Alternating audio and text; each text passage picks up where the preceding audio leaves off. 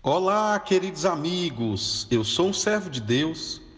Essa é a nossa gota de sabedoria de hoje, 12ª gota dessa série Dependência Emocional.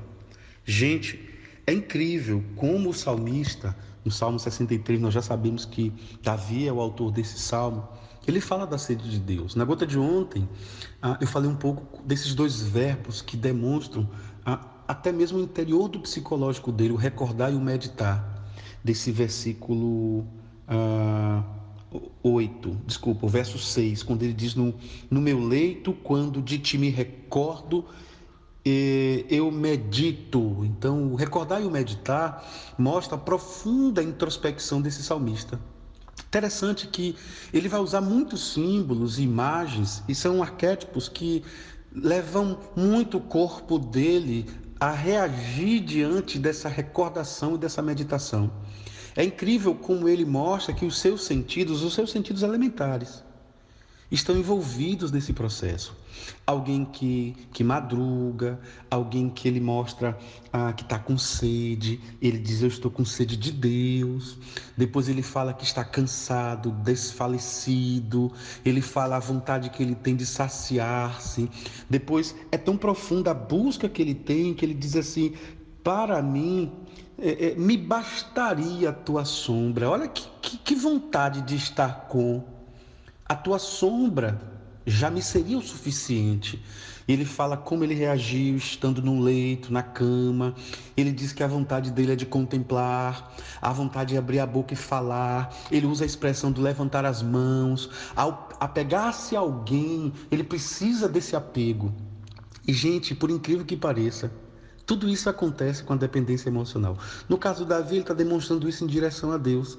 Mas tudo isso acontece com alguém que depende, sabe? A vontade de sentir o toque, o afeto, tem vontade de ver, tem vontade de tocar, tem vontade de estar perto. A ausência perturba, o silêncio perturba, a distância perturba. Então, é como se esse salmista estivesse descrevendo um quadro clínico espiritual de alguém que depende demasiadamente e se afasta, consequentemente, de si mesmo e da valorização que Deus nos dá. Então, enquanto esses sentidos estão projetando símbolos corpóreos, imagéticos, espirituais, relacionais, psicológicos em relação a Deus, por incrível que pareça, gente, não é assim que acontece quando alguém faz todo esse movimento em direção a um outro alguém. O versículo 8 diz assim: a minha alma apega-se a ti. Olha que símbolo forte. A tua mão direita me ampara. Veja que ele busca esse amparo, ele busca esse toque, ele busca essa firmeza das mãos. Engraçado quando ele diz no versículo 9: porém, os que procuram destruir a minha vida descerão às profundezas da terra. Veja que há nele algumas oscilações, há nele uma busca para que Deus resolva suas pendências, mas esse desejo de é fantástico no sentido de que ele busca em Deus esse ajuste.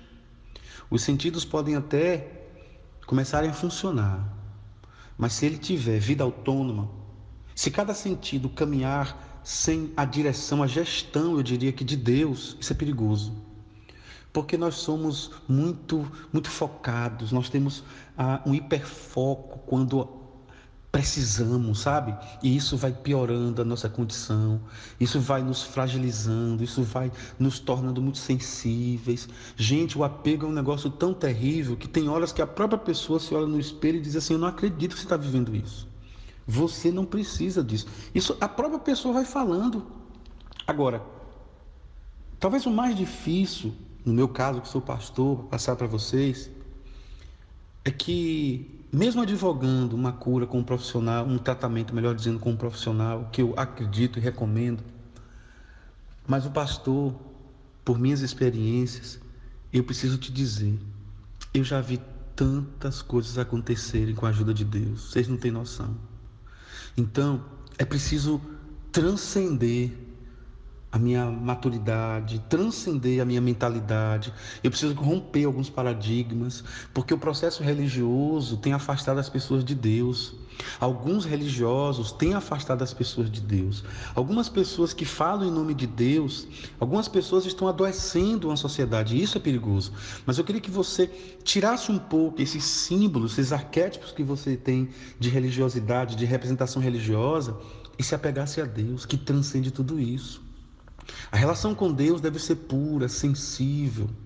A relação com Deus deve ser algo que vai me familiarizando com Ele de tal forma que eu me entendo com Deus, porque Deus já me entende. Senhor Jesus, eu quero te agradecer, Pai, por essa 12ª gota.